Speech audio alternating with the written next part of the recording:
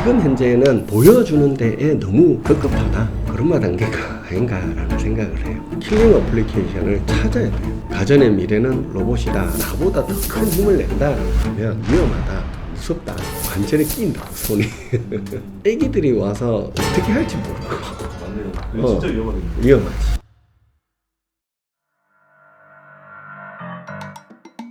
이렇게 제가 얘기를 하면 진짜 곧 그런 현실이 올 것 같고 막 해도 아직까지 기술적으로는 나아가야 될 길들이 많이 남아있고 또 우리가 해야 될 일들이 너무나 거기에 많이 산재해 있습니다. 이런 거죠. 이제 지금 현재 과연 이 글로벌하게 그런 로봇을 잘 만드는 회사들이 정말 많은가? 제가 봤을 때는 아직까지는 거의 그런 단계가 아닌가라는 생각을 해요.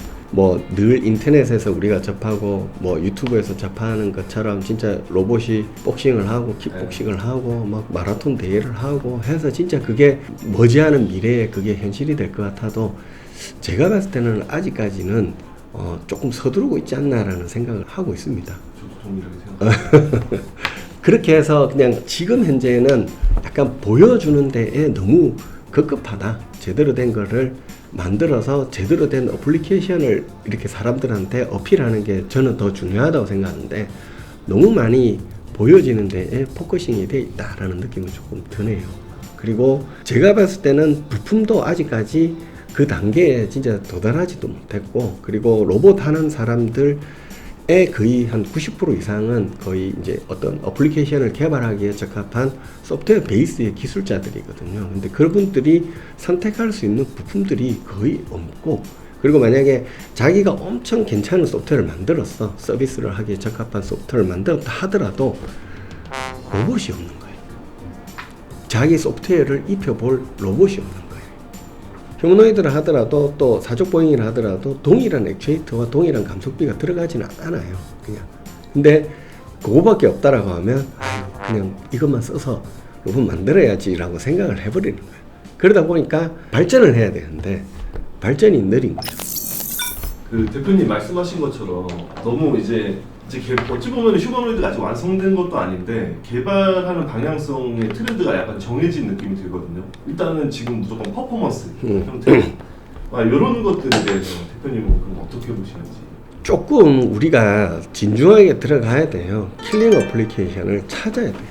진짜 사람들이 좋아할 만한 로봇. 지금 현재 산업계에서 아마 우리나라 전자회사들 글로벌하게 되게 1, 2위를 막 다투고 있잖아요. 전자회사들. 그리고 특정 기업은 가전의 미래는 로봇이다 라고 얘기할 정도로 되게 이제 로봇에 대해서 국내에 있는 대기업들이 관심을 가지기 시작했다는 게 저는 되게 의미 있다고 보고, 기존에 우리가 이제 로봇 하면 아마 일반인들이 접하기에는 아마 협동 로봇, 그래서 뭐 닭을 튀긴다든지 커피를 타준다든지 이런 로봇에 되게 친숙할 거예요. 그게 이제 육축 협동 로봇인데, 그런 로봇에 들어가는 액추에이터는 되게 정형화돼요. 그리고 특정 감속기만 들어가. 속도가 그렇게 빠르진 않아요.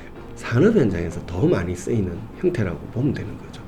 근데 이게 휴머노이드로 탁 넘어가면, 또는 사족보행으로 탁 넘어가서 조금 더 약간 B2B가 아니라 B2C 베이스의 어떤 로봇을 만든다라고 했을 때는 여기 들어가는 액추에이터는 또 적합하지 않다라는 거지.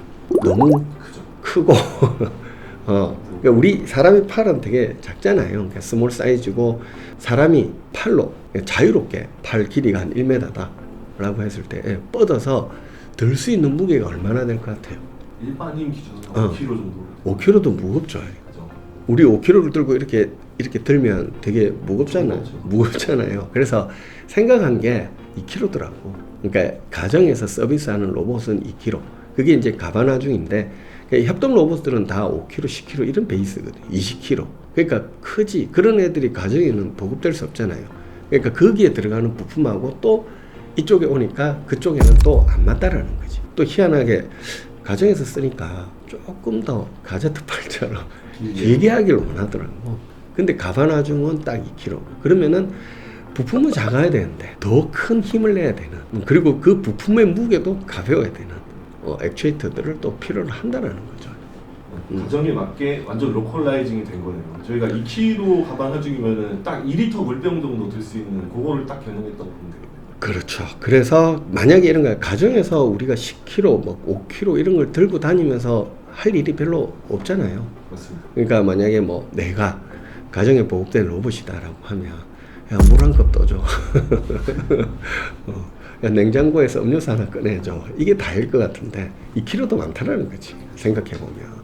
그릇 하나 나르고 뭐 음식을 서빙해주고 뭐 설거지 할 때 그릇 넣어주고 그런 개념을 우리가 상상할 수 있는데 이런 로봇들에 대한 니즈가 그래도 조금은 있는 것 같고 그리고 이제 대기업들이 약간 B2B에서 벗어나서 B2C로의 경쟁을 이제 첫 발을 내딛는 어떤 순간들이 조금씩 다가오고 있지 않나라는 생각은 해요. 이제 로봇 청소기 같은 경우에는 팔이 달려서 나오더라고요. 그래서 양말 정도 집어주고 이런 기능이 있더라고요. 아마 그런 형태가 그러니까 휴머노이드보다 먼저 이제 다가오지 않을까라는 생각은 해요. 처음부터 너무 많은 관절을 가지는 휴머노이드다 이러면은 솔직히 제가 한번 물어보자. 한 8천만 원 1억에 휴머노이드를 가정에 데려가세요 하면 데려갈 사람이 과연 몇 명이나 있을까? 누군가는 그런 얘기를 하더라고. 아니 집도 좁은데 사람이 하나 더 늘어나는 거 아니에요? 그러면은 저 스마트폰이랑 닮아 있다고 하셨잖아요. 근데 저는 스마트폰은 여러 가지 기능이 한 번에 합쳐져서 이게 스마트폰이 됐다고 생각을 하는데 그러면 가정에서 이제 최종적으로 목표를 잡아야 하는 거는 인간의 형태를 가지고 지금 있는 가전을 활용하는 게 아니라 본인이 여러 가지 가전의 기능을 합친 그런 다목적 로봇이 맞지 않나요? 이렇게 좀 생각을 해보거든요. 이건 어떻게 생각하십니까? 그러니까 가전과 가전을 연결해주는 어떤 하드웨어 개념이라고 보시면 될 것 같아요. 이제 예를 들면 냉장고 안에 뭐가 있다라는 거를 서로 소통하면서 알고 있는 거지, 이 로봇도.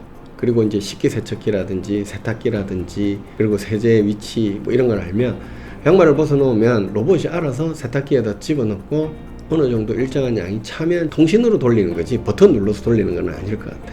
연동되니까 다. 우리 휴대폰으로 요즘 가전 다 컨트롤 하기도 하잖아요.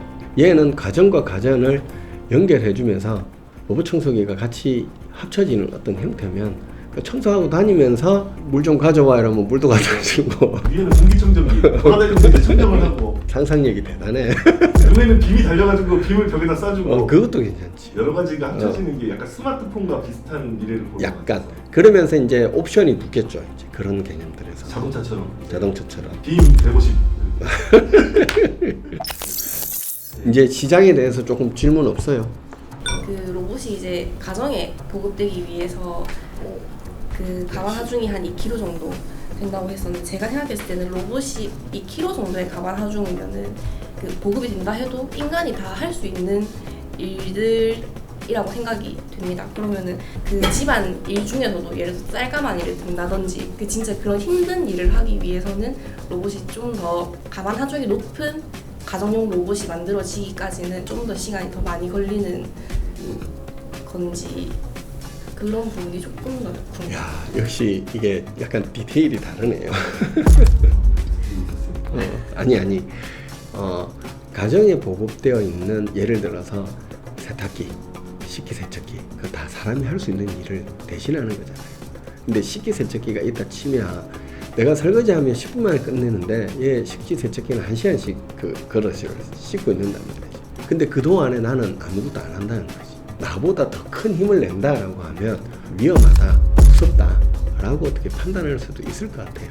만약에 중량분을 옮기다가 떨어뜨리거나 사고를 일으킨다 하면 되게 골치 아파지고 그리고 로봇이 또 규제가 되게 많아요. 그러니까 제작하는 데 있어서 이게 왜 그동안에 이제 기어다니는 로봇은 많았는데 관절 형태의 로봇은 지금까지 없었냐라고 이렇게 물어보는 사람들이 있더라고. 그런 가전들이 나오면 어느 회사가 낼지는 모르겠지만 거의 최초의 베이스예요. 왜 그러냐니까 끼어 사람들이 관절에 끼인다고 손이. 그래서 그 끼임 사고에 대해서 되게 예민해요. 산업 현장에서도 그 끼임이 안 생기게 하기 위해서 기술을 고도화시켜 나갔거든요. 가정에서는 애기들이 와서 어떻게 할지 모르고. 맞네요. 그게 진짜 위험하겠네요. 위험하지. 우리 블라인드의 줄도 그렇게 해서 위험하다고 하는데 무거운 물건을 들고 큰 힘을 내서 쪼은다? 야, 이거 위험할 수도 있다는 생각도 들거든요. AI가 이제 고도화되어서 그런 어떤 안전에 대해서 얘가 스스로 판단해서 이제 안 할 수 있는 단계가 되면 또는 용도를 달리 할 것 같아요. 그러니까 가벼운 로봇은 가정 내에서 무거운 짐을 드는 거는 바깥에서 건설 현장이나 이런 데서 쓸 수도 있겠죠. 뭐 그런 것도 있잖아요. 사람이 타고 가는 로봇. 또 상상할 수 있는 것처럼. 너무 올인원으로 나오면은 또 시장의 지배자가 되지 아우, 않습니까? 좋은 생각입니다. 저는 그 휴머노이드 로봇 그거 항상 궁금했던 게 산업 현장에서는 일단은 뭐 배터리나 이런 부분에 충전 시스템이 뭐 유선으로 연결을 하거나 이런 식으로 해서도 어떻게든 장시간 운영이 가능한데 현실적으로는 가정에서 이게 그 더 작은 배터리 용량으로 이제 가정용 휴머노이드까지 진출할 수 있는 정도의 가능성이 있는지 궁금합니다. 충분히 가능하다고 보고 그 어느 시점인가 로봇의 핵심 기술 트렌드가 바뀌었다는 것을 알 수 있는데 액추에이터, AI, 소프트웨어 그리고 배터리로 바뀌었더라고요. 그러니까 그만큼 이제 배터리를 지금도 중요하게 이제 다루는 기술로 보고 있는데 실제로 로봇 청소기를 쓸 때 지금 이제 로봇 청소기는 어떻게 작동을 해요? 사람이 없을 때 나갈 때 작동을 시키면 얘는 청소를 막 해요. 근데 내 청소 공간이 너무 넓다. 그래서 내 배터리가 소진되었다. 그럼 다시 충전도 들어와요. 그 충전을 해. 그러고 나서 다시 이어서 그 청소를 하는 그런 어떤 배터리의 어떤 한계성을 처음에는 소프트웨어가 조금 커버해 줄 거예요.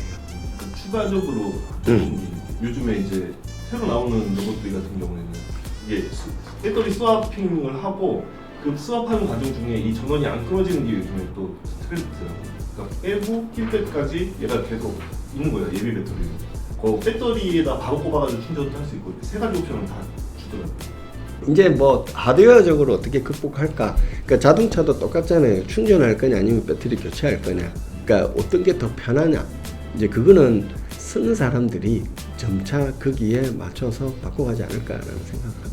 요즘 젊은 세대들은 요걸 이제 로스트 테크놀로지라고 하더라고요. 그렇죠. 그래서 지금도 아마 대부분의 로봇들은 다 배터리 교체 방식이에요. 맞습니다. 그 배터리 팩을 따로 충전하고 그래도 이런 거예요. 그냥 자동차는 안에 들어가는 배터리 양이 너무 많은데 그래도 휴머노이드는 거기에 비해서는 적으니 사람이 넣었다 뺐다 할 수 있을 정도가 되더라는 거예요. 그래도 무거워 배터리가.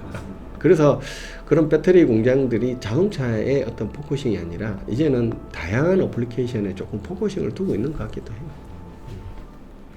자 이제 우리 이제 감속기 얘기할까?